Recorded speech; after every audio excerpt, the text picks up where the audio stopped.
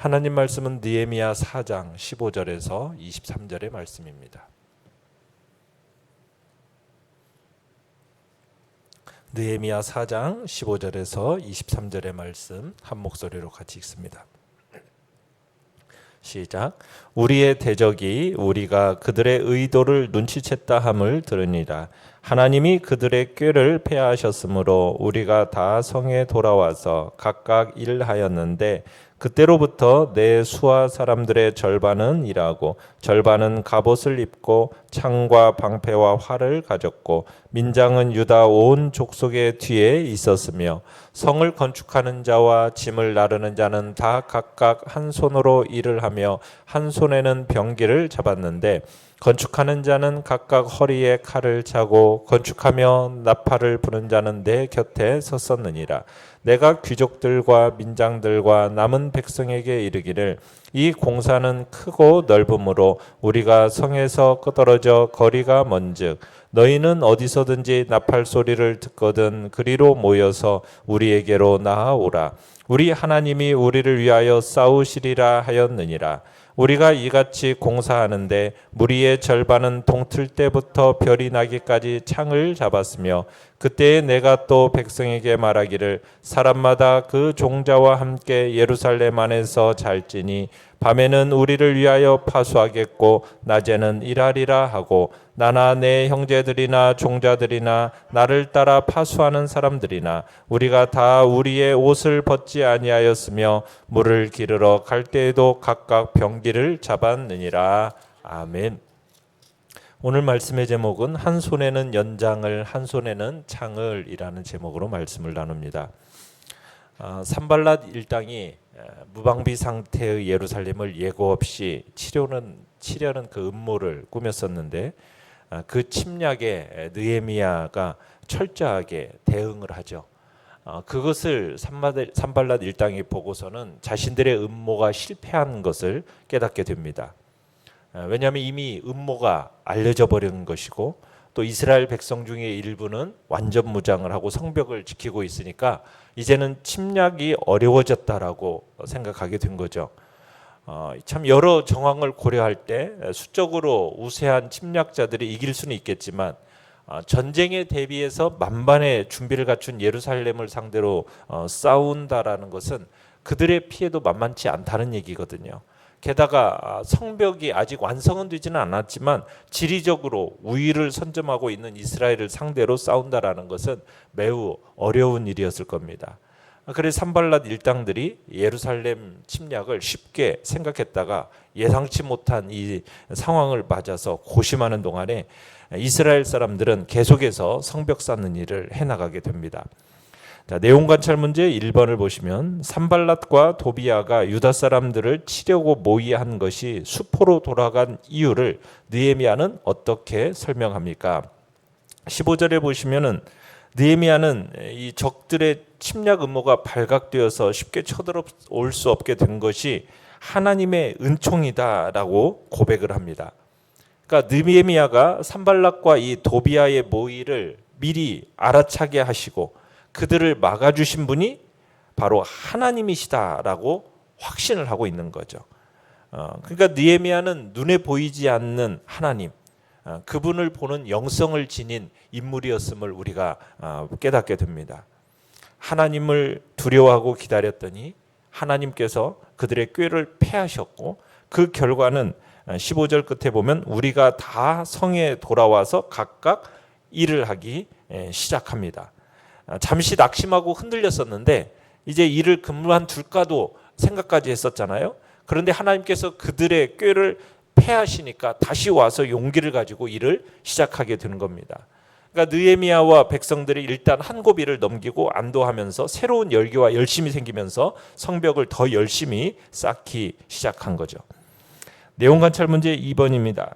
이후로 느헤미야는 자기가 거느린 사람들과 유다 사람들에게 무엇을 지시합니까? 자, 한 고비를 넘기고 안도했다고 해서 느헤미야는 방심하지 않습니다. 오히려 군대를 더 늘리고 정비해서 만약의 사태에 철저하게 대비하는 모습을 보이게 되는데요. 처음에 이 협박이 들어왔을 때는 9절에 봤을 때 파수꾼을 세웠지 않습니까? 그러다가 두 번째 협박에서는 13절에서 보는 것처럼 칼과 창과 활로 무장한 군대를 세웠어요. 그러더니 오늘 이 16절에서는 무엇을 또 덧입고 있습니까? 갑옷을 입고 창과 방패와 활로 군대를 무장시킵니다. 갑옷이 더해진 거죠. 그러니까 적들의 위협이 커짐에 따라서 더 확실한 대비가 이루어진 겁니다. 13절에서는 종족을 따라서 이렇게 군대를 세웠는데 이번에는 16절에서는 직접 통솔하던 이 젊은이들, 수하의 사람들을 절반은 군인으로 추가를 시키는 거죠. 그러니까 두 조로 아마 나눠가지고 한 조는 일하게 하고 다른 조는 무장을 시켜서 일하는 사람을 지키게 하다가 시간이 지나면 아마 서로 역할을 바꾸면서 공사를 계속했던 것 같습니다.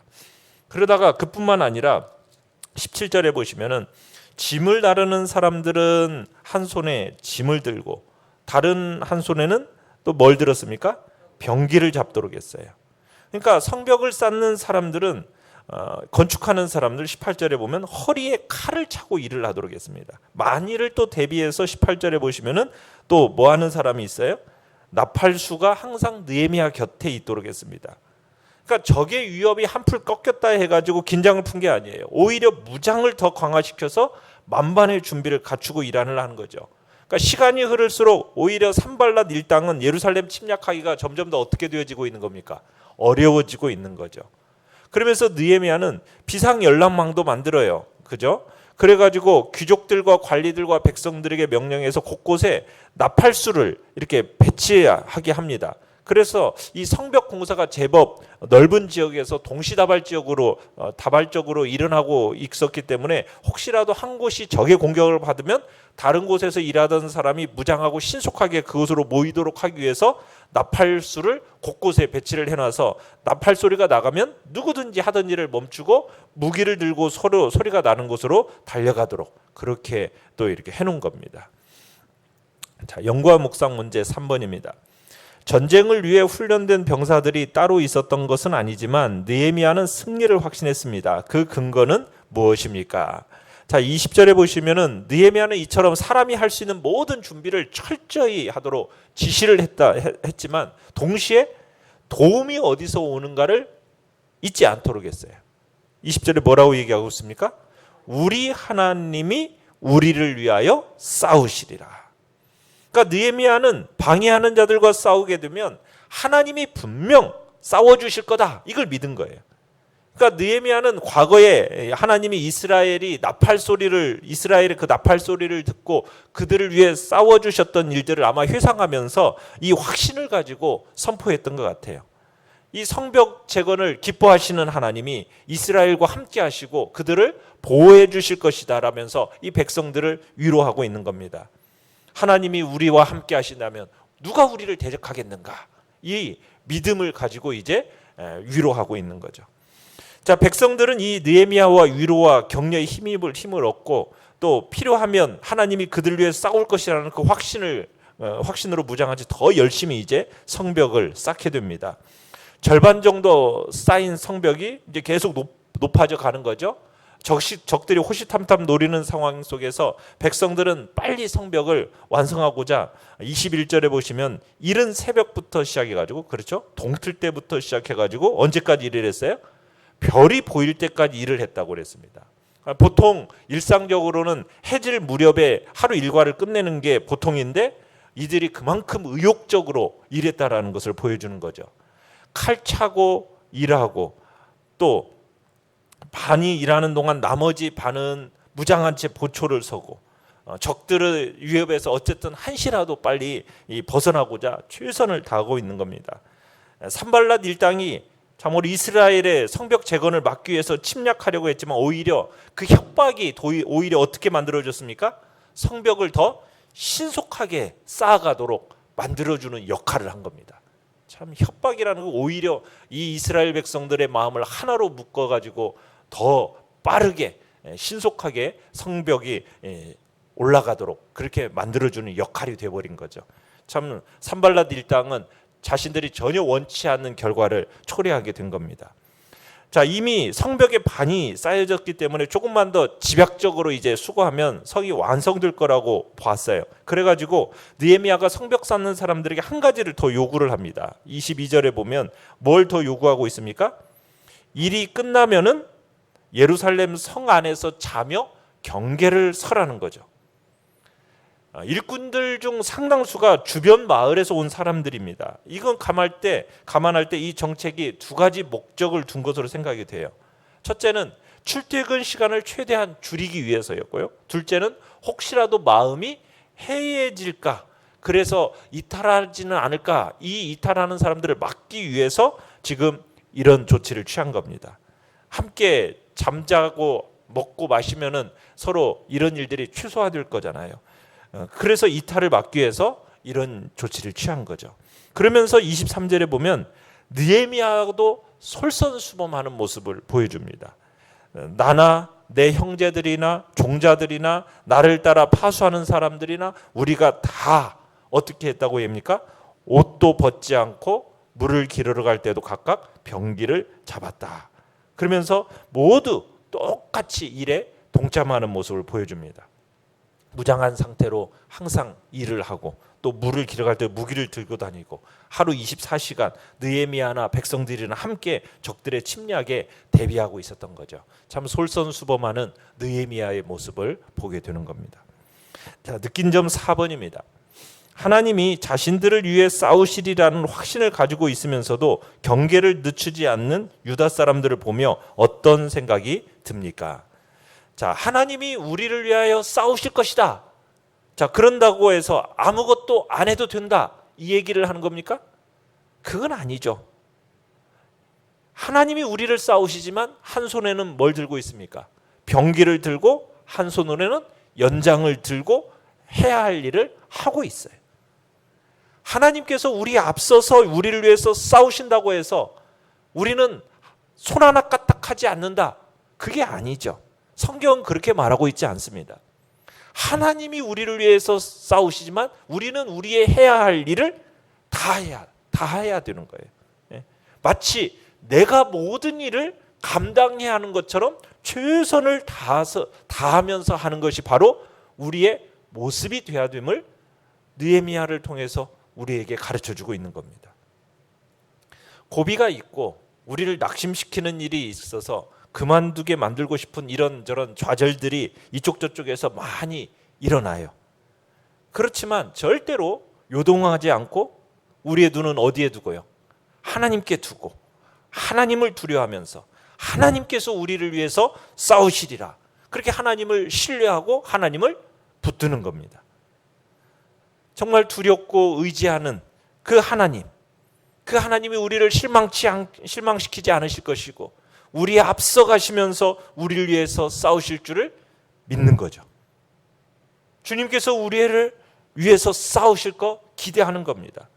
그러면서 우리는 우리의 해야 할 일을 또 감당해 나아가는 거예요. 한 손에는 병기를, 한 손에는 연장을. 그러면서 우리가 해야 할 성 쌓는 일을 멈추지 않는 그 성실한 그리스도인의 모습이 우리의 모습이 되어야 되는 거죠. 그런 하나님의 사람이 나올 때 그런 고비를 넘어서서 새로운 부흥의 영광을 맞이하게 되는 것입니다. 하나님이 하시니 나는 할 것 없다, 그게 아니죠. 하나님이 우리를 위해 싸우시니 나는 우리의 해야 할 일을 최선을 다해서 감당하고 내가 이 일을 전부 하는 것처럼 또한 주님 앞에서 성실하게 신실하게 그 일을 감당하는 자, 그런 사람을 통해서 하나님의 나라는 세워져 가는 것입니다. 오늘도 우리는 하나님을 의지하고 우리의 눈과 시선은 하나님께 두고 또 우리의 해야 할 일들을 넉넉히 감당하면서 주님의 거룩함과 영광을 드러내는 복된 자리에 있기를 간절히 축원합니다. 결단과 적용 5번입니다. 나는 하나님의 도우심을 믿지 못해 두려워하거나 하나님이 다 하시리라는 생각으로 게으름을 합리화하지는 않습니까? 하나님이 나를 위해 성실히 일하시듯 나도 그분을 위해 최선을 다해 공부하고 성실히 일하기로 결단합시다. 아멘. 오늘의 기도 같이 읽습니다. 시작. 승리를 주시는 한 주님을 의지하되 안일함에 빠지지 않게 하시고 맡은 일에 최선을 다하게 하소서. 아멘.